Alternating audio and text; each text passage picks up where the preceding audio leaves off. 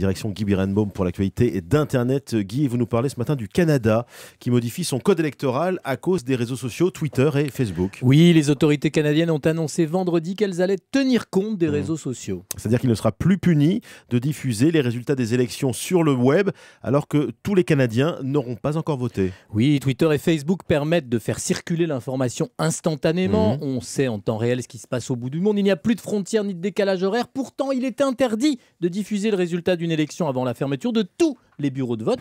Ceux qui ne respectaient pas cette règle au Canada risquaient une amende de plus de 19 000 € et même une peine de prison de 5 ans.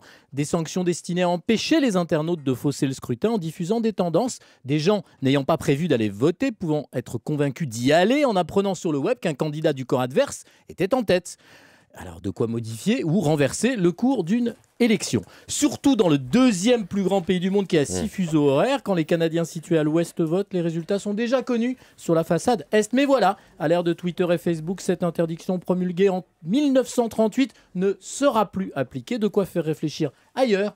En France, par exemple, évidemment. où pour le moment, il n'est pas prévu de fermer tous les bureaux de vote en métropole à la même heure. Alors je rappelle à nos auditeurs que le 21 avril 2002, l'écart entre M. Le Pen, qualifié pour le second tour, et Lionel Jospin, éliminé, était de 200 000 voix. C'est très peu. Que se serait-il passé si Twitter et Facebook avaient existé en 2002 et avaient donné la tendance à 18h? Si personne ne décide rien, je vous donne rendez-vous le dimanche 22 avril entre 18h et 20h ici. Guy Birenbaum pour l'actualité d'Internet. On vous retrouve ce soir à 20h avec Laurent Guimier pour des clics et des claques. On aura l'occasion évidemment de parler de tout ça d'ici le 22 avril, donc le premier tour de scrutin de la présidentielle.